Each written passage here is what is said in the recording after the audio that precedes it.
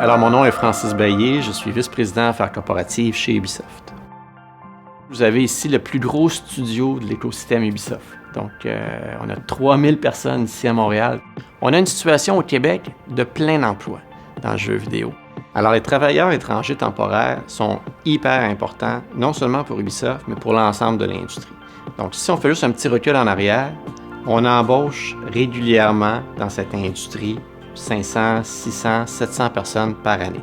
Donc, sans l'apport de travailleurs étrangers temporaires, on en serait à mettre une pression indue sur l'industrie du jeu vidéo au Québec, à se voler des gens entre nous, et donc, malheureusement, à créer une pression sur l'écosystème. Généralement, quand quelqu'un décide de venir à Montréal, le taux de conversion vers la résidence permanente est très élevé.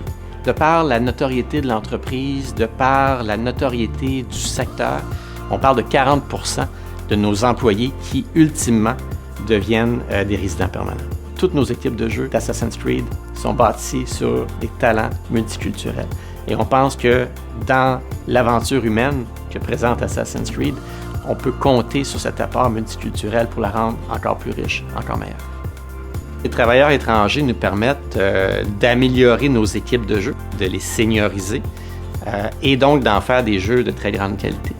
Mais ils nous permettent aussi un effet secondaire qui est très important, c'est toute la formation de nos employés les plus juniors.